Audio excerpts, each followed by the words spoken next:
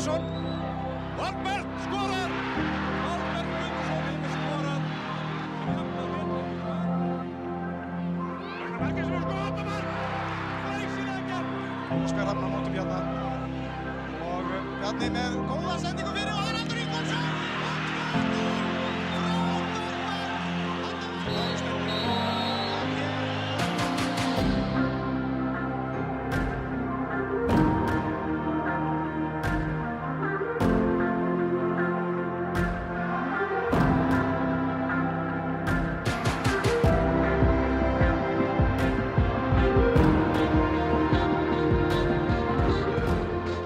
Hello and welcome back to the best pod ever. I'm Ragnar and I'm joined as always by Tryggvi. How are you doing? I'm good. I just saw Valur drop points, so that's always a good thing. They were terrible. We'll talk about it in a second. But first, should we rattle off some cup stuff, a cup review, if you will? Yeah. No surprises, really. Except one and almost one. Keflavík 2, Breiðablik 1. Yeah, Sami Kamil is back to haunt the best Atlantic teams. I don't understand how that man is still playing is not playing in the best Atlantic. He's scored a great free kick and then another great goal. He was already fantastic for Keflavík, one of the only good players for Keflavík last season, and I don't understand how he's still there. And yeah, came back to punish Breiðablik, who had a pretty bad week up until Sunday. Yeah, unfortunately, but we'll get to that. And the other sort of thing, Fylkir beating Höttur Huginn 1-0. To be fair, away, but still. Not covering themselves with glory there. And then, yeah, I guess the other one was Augnablik Stjarnan. Augnablik almost taking Stjarnan to extra time. Augnablik it's one of those very weird Icelandic things. Augnablik is basically, in another country, they would kind of be a feeder club to Breiðablik. Or they just Breiðablik B team? They're kind of Breiðablik B team, but they're also their own team. It's a very weird system. There's a few of these teams around, like Berserkir or Víkingurs. Skínandi for Stjarnan, yeah, exactly. There's a few of these. They're not technically the same club. Like you can't just you have to I guess technically you have to transfer players between the two teams, but they're essentially the B team. Yeah, functionally. Yeah. Or non-functionally, as it were. But in any case, holding Stjarnan to a 2-1 is, they came close. But for the rest of the games, kind of as expected, KK 9-2, a personal favorite. Valur somehow pulling out a 3-0 against FH. I guess before the season started, we wouldn't have been saying somehow, but here we are saying somehow. Especially after this weekend, I don't know how that happened. No, I mean, should we just get to that game that we just finished watching? Valur Fram 1-1. Yeah, the first half, Fram were playing like they did against KK, like they've done a lot this season, playing, just going super hard against Valur. But Valur still having this, not a lot of answers, but, this individual quality going up in the left wing with Jonathan Ingi, using Gylfi. Patrick Pedersen you didn't see him that much in the first half. No. But they were sort of building up, but then not really finishing anything, not creating anything super dangerous. No, kind of just hanging on to the ball, really, if anything. But I guess that sort of little bit of swagger about them that said that they were able to hang on to the ball if they wanted to. But didn't really see them threaten much. No, and Fram just, I think they created 2 or 3 pretty good chances there. If XG at halftime, Fram were leading. I think goals, shots on target. They weren't hanging onto the ball that much. I think 30-ish, high 30s or low 40s percentage points. But yeah, creating the better chances. And then at halftime, they needed to take off Kenny Choppart, who was quite good, I feel. Yeah, he was one of the better players in the first half, I think. And you could feel it or see it that they felt it in the second half. They were missing that little bit from him. So they were a little bit less stable, a little bit less incisive going forward, unfortunately. Yeah, the energy dropped off. And then I guess what everyone was expecting, Gylfi passed to Patrick Pedersen, and then the goal, it was from a corner, but I guess that's the combination most people were expecting. What happened? Yeah, I mean, the commentator said it was a great goal. I thought it was just a header from a corner. It was fine. It was a goal. I don't know. The marking was okay. It wasn't as terrible as some of the other headed goals maybe we saw this weekend. No, and then I guess because Fram had started the second half a bit slower, the energy wasn't quite there. The Chopard Kenny was off, and they had to make some other subs, and it wasn't quite clicking for them. So then you expected Valur just to, okay, good midweek game against FO. Let's kick on. They had all their stars on the pitch. Kristinn Steindorsson had to come off. It looked potentially serious, so that's maybe one worry for them. But otherwise, all the stars were there. Leading 1-0 at home, decent weather. Let's go. And then no. No. Decent goal from Fram, but they wanted it more, I felt. And they deserved the goal, definitely. And then Valur, they weren't threatening anything in the second half either, and there was no real urgency after they conceded they conceded the goal late, 89th minute or something, 90th minute. No real urgency from Valur after that. Just sort of annoyance from the coach. Annoyance all around a bit, all game. Yeah, Gylfi should have gotten a yellow card for talking smack. I thought he finally got a yellow for pushing someone in the back, and then sort of complained about it afterwards. And then Kyle McLagan. Yeah, Kyle McLagan got a yellow for complaining after that, and Gylfi himself was complaining. I don't know. I think the refereeing standard in the game was relatively low, but maybe that's what we should want, because the other games have been absolutely inundated with yellow cards. Yeah, the game that's going on right now, it's halftime, Fylkir 0, Stjarnan 0. There's been 5 yellow cards in that game. Yeah, and how many yellow cards in the other games? I think there were FO, it was 14, including 2 sort of second yellows, so 2 red cards.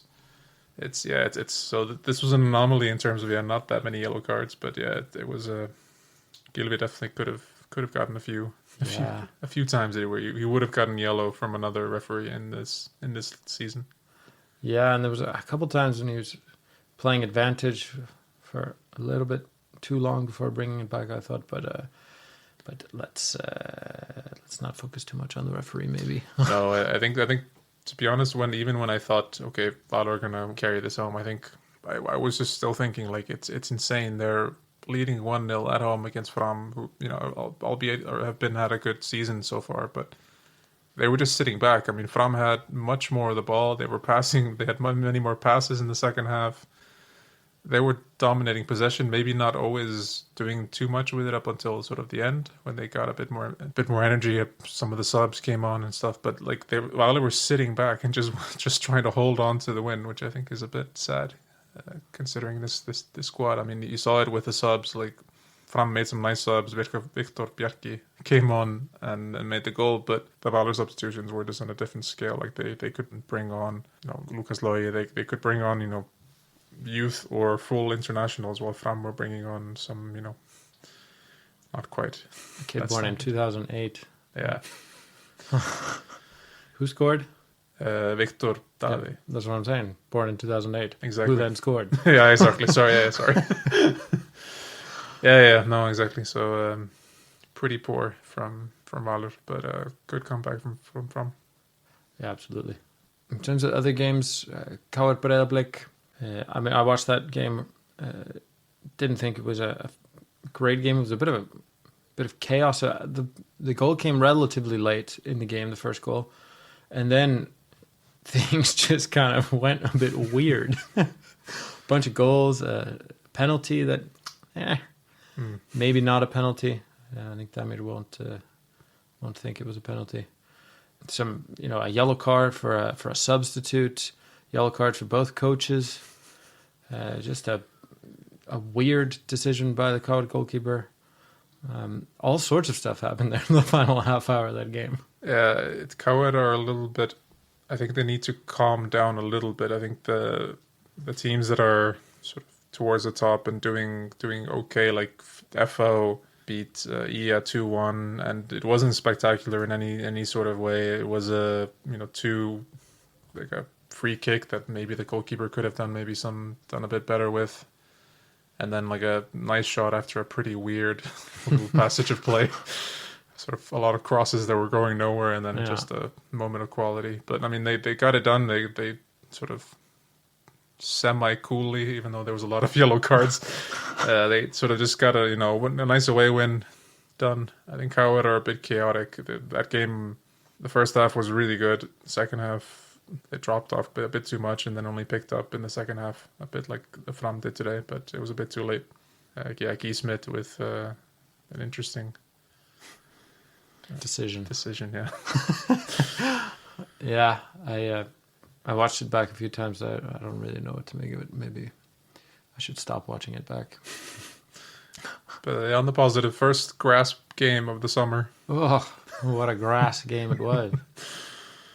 It's also sort of begs the question of is this season starting too early? Is the league maybe a bit too long for the facilities we have right now? Like if the teams can't afford, or they say they can't afford, but then we have Gylfi Sigurðsson playing here.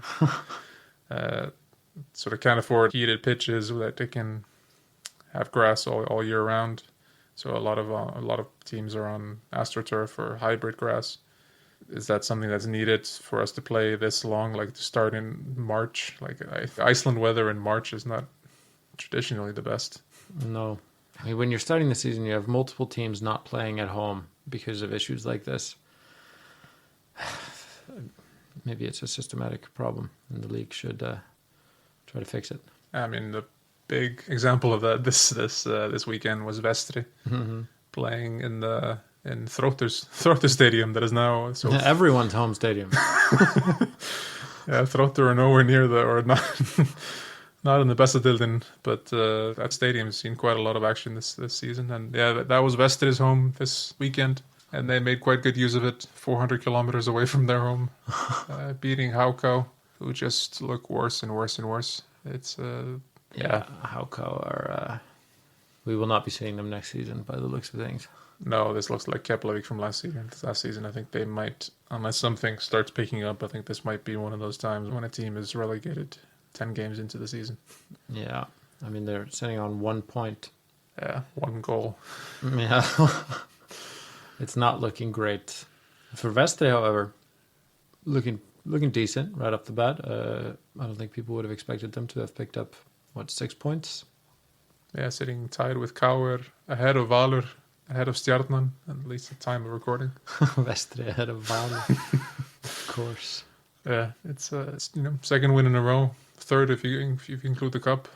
So they're on a bit of a roll. It was good. I mean, it was a little bit chaotic. A bit of Haukau. I mean, Haukau is not a terrible team. It's more just like they lack a bit the necessary quality in depth. So, they go up one side of the pitch and have a crack at the goal, and it doesn't quite come off, and then Vestri can just counter with 3 or 4 people from before halfway. Like he was way ahead of the defense, but because it wasn't across the halfway line, there was an offside. So it was like, yeah. And then Benedikt Warren scored the only goal of the game. But yeah, Vestri are flying. So managerial change needed for Haukau, maybe. I think it's so difficult. I mean, if we just go quickly into transfers, the transfer window's shut. And Haukau, I mean, we've known ever since the last season ended and they lost a bunch of their best players. We've known they needed some reinforcements. It seemed like Omar Ingi, the manager, has been a bit not resigned to the fact, but like just a little bit accepting that this is the squad that he's been given. I don't think there was anyone expecting any big moves on transfer deadline day, and yeah, they're bringing in 2 forwards from the lower league, Hákon Ingi from Fjölnir and Eiður Gauti from Ymir, which is in the 3rd division, I think. But he scored 71 goals in 60 games for Ymir. So we'll see how that form translates to the top division. Yeah, I mean, it might not. It's you never know when you're bringing players up from lower leagues. And then they brought in a backup goalkeeper, Peter Olafsson, who was with Kaur for a while, but has been sort of semi-retired. He played, I think, 1 game with Gróta last year. So I think the squad is just not quite there. So, I mean, it's hard to know if, and Omarinki's been with Alco for such a long time. Does it make sense to change something, try to bring in some new energy? Maybe. Can they afford it? I don't know. Yeah, maybe this is just a step too far for them, and if they can regroup next year, drop down a league, keep going with what they have, maybe that's the best way forward for them here. Yeah, but we'll see. I mean, they did have a good cup game. They beat Throtter. So that was maybe not many people expecting them to win at all. But I think it was 2 goals by George Nunn. The British striker has gone under a lot of criticism.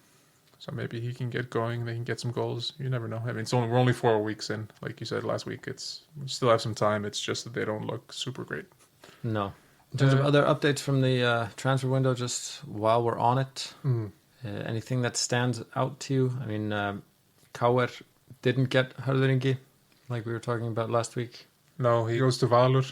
He came on for a minute or two tonight. I think he came on for Elva Freyr or someone.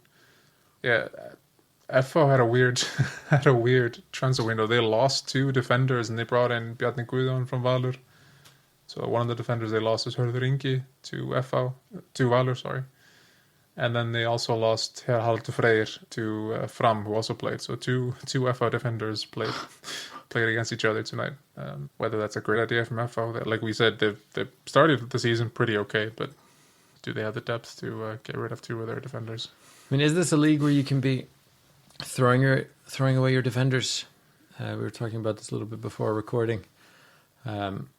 It seems like the defenders tend to be the linchpins of the teams here. And I mean, I've said it before, the standard of the defending is sometimes maybe a little bit lower than the standard of the attacking in the league. I feel so. Getting rid of your defenders willy-nilly, to me, on the surface, wouldn't necessarily seem like such a great idea. No, I think maybe the 2 games that exemplify that are the last game we haven't touched on.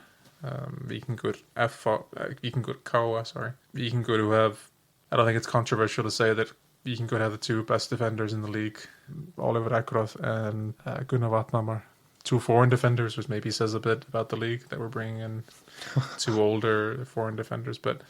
And then against Káa, who haven't started this season that well. Like you touched on, the defending for the second goal, I think it was when Nikolai Hansen scored. It wasn't the greatest. No, wasn't necessarily existing. And then the third one as well. Pablo had so much time in the middle of the defense. It was like just a circle gathered around him, but somehow 2 meters away from him at the same time. And he just picked out a pass on the wing, and then they cut back, and Aron Elís slotted it home super easily. But then you had the game like today where Fram brought in Callum McLagan from Víkingur actually. And well, I think there were other players in Fram who also played really well. You can just see the impact of bringing in a player like that to a team like Fram. He just solidifies everything. Like this, so many times when he could take on a player like Gylfi and come away on top is huge. Yeah, another defender that was brought in, Mutas Nefadit Kauer from Norrköping. On a loan, but still fullback, not a centre back, but defender nonetheless. Brought in to cover for Joey, who broke his leg and out for a number of weeks, like we said. Yeah, played a few minutes against Breiðablik. Looked okay. Looked at least like he could run. He could throw the ball. I mainly saw him take a couple of throw-ins, and it looked like he was wearing a 1 on the back of his shirt. Apparently, it's a 2. Yeah, it looked like a 1. So that confused me. But I mean, he looked. Actually, he looked like a football player. I mean, come on, he was there for a couple of minutes. I have no idea. Yeah, he looked athletic at least, and that's the most you can say about him from that cameo. Everyone looks slightly less athletic in these in this year's Kauer kits, though. They all kind of look like they're from sort of the early 1900s. Sorry. Yeah, there was a few people who could pull it off. Atle and Stefan, I think the 2 people with sort of long blonde hair and the headband, I think they looked like sort of 90s, 80s kind of. Mutas, he did kind of look like, I don't know, like someone who could have played at the World Cup 98. You know, he had a little bit of something about him. So. Yeah, and then obviously people like Axel Oskar, just like mountains. I think they fill out any shirt. So, but yeah, there was a few of them that maybe struggled to need to hit the gym. And another player coming in from abroad, Johannes Selvén from OB. Yeah, pretty decent. Or from the outside, it looks like a decent acquisition for Vestri. Yeah, OP to Vestri. So. Yeah, he's already played a few games in Danish Super League. Has scored a goal as well. In OB Odense aren't having the greatest season, but I mean, from Superliga to Besta, is getting a player of that quality should be pretty good. Hopefully solidifies them as a mid-table team or more. Or more, yeah. I mean, they're on a roll now. Maybe challenging. I mean, Valur are firmly in bottom half at this point, so Vestri might as well go for gold. Yeah, exactly. There's a European spot for the taking. Absolutely. Injuries, a couple of breaks, maybe. At least one break in Eidur for Vestri, his foot, right? And then Hlynur Sævar for IA, hurt in some capacity, but potentially relatively serious. And then, yeah, Ivar Arden as well. He said he was very swollen. They don't really know what it is. But yeah, these are the sort of injuries. Kristen at Valur, obviously we don't want to lose a player like them or lose any player for injury. I think it's always a shame, regardless of what team you support. But I think Valur can handle an injury, especially on the attacking side. Vestri losing a defender like Eidur Aron, that could be something that stops them going for Europe. Yeah. Same with Ia and Hauko. Losing defenders, losing any player, but in all honesty, that's just not something they can afford. And these are not the players they want to miss out on. And then, I mean, we had Yoe last week. I don't know what this is. If this is a trend, hopefully not a trend. Hopefully it's just really bad luck. Mm-hmm. Hopefully. Shall we move on to our 3 stars of the round? I think we start with Daniel Dejan Juric. Good performance. He scored 2, I guess nearly 3. This is probably his season to break out. He almost got a move to Bulgaria, actually, like almost at the end of the January transfer window, I guess, which broke down. But he was very close to a move abroad, and I think this might be his last season in the Besta. He's been threatening to break out. Had a number of good games, maybe not, had a run, but so far he started the season quite well, and this is just another game where he controls the game, and this is very emblematic of him, his talent. Absolutely. And for number 2, I don't know what you think, but having just seen Fram, having just seen friend of the pod Fred, he's a great player, and he put in a shift and a half. He was all over the pitch. He just looked so composed on the ball, and he made everything work. I thought he was one of their best players easily in a game where they played better than Valur. So I think he's deserving, if you agree. Yeah, it's just hard to not say Fred almost every week when Fram do well, because he's just everything goes through him and Thiago, and then now Kyle is added the defensive solidity. So maybe they're going for Europe. I don't know. They look pretty good. Apart from that drop in sort of the start of the second half, if they can keep Fred fit and firing like today, then to be reckoned with. And then maybe for the last one, go for a Vestri player. Yeah. They maybe it wasn't the most eye-catching result. We also have Stjarnan Fylkir going on 60th minute, still 0-0. So maybe someone scores a hat-trick there and makes us look silly.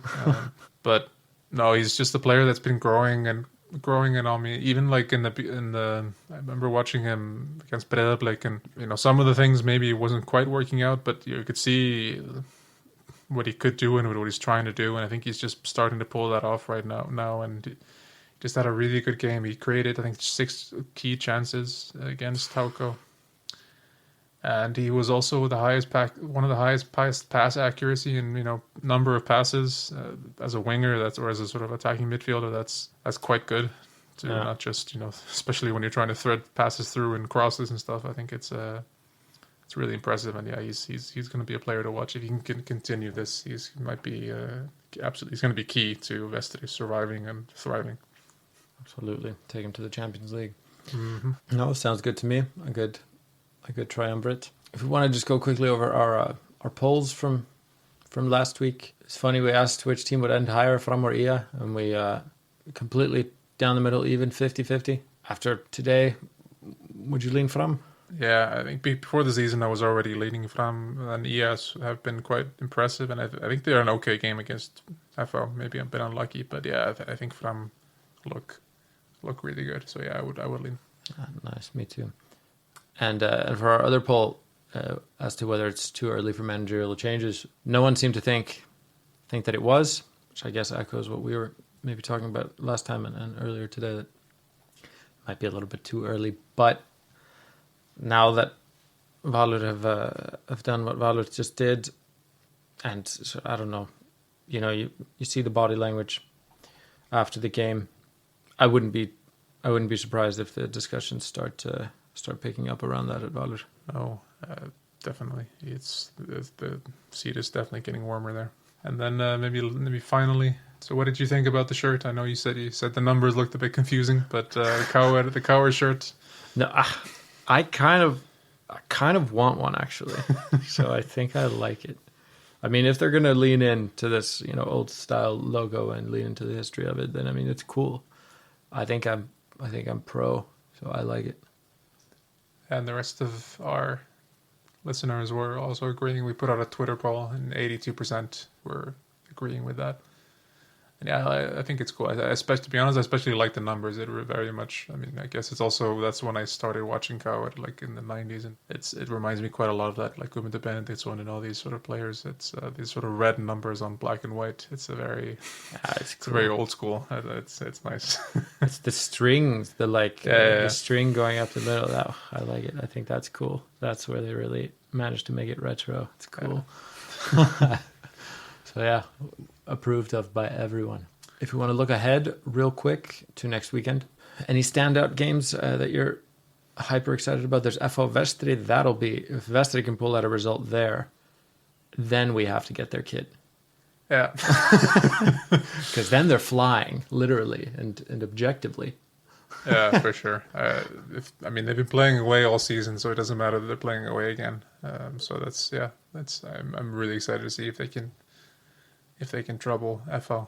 I guess maybe some of the other ones is, Kauer. It's crunch time. Yeah, if Kauer loses again, that seed is gonna get maybe a bit unbearable for Hallgrímur. Mm-hmm. But at the same time, Kauer need to bounce back now. It's been 2 league losses in a row, so they need to go to Akureyri and get a result. And then I guess the main game is Breiðablik Valur. Yeah. Can Valur lose more points? Yeah, I don't know. The way that they played today, I wouldn't necessarily put any money on them taking Breiðablik at home. So I guess that'll be one to watch for sure. And then if Hauka beat Víkingur at home, we have to get their shirt maybe. Oh, God, we're going to be getting so many shirts next week. Stjarnan Lean Stjarnan, or let's go for a draw on that one maybe. It's very, very hard to predict those two teams right now. They haven't quite hit their stride. And then Fram Fylkir, again, Fylkir unpredictable, but Fram should be able to take that. Yeah. Let's hope Kenny Chopard is back for the next game, that it wasn't anything. I think he took a slight knock or something in the towards the end of the first half, right? But it didn't look like anything that would constitute an injury. So as long as he's back, I think they're fine. Yeah. Even if he's not back, I think they're fine. But we'll see. All right. Well, lots to look forward to. So until next time. Goodbye. Goodbye.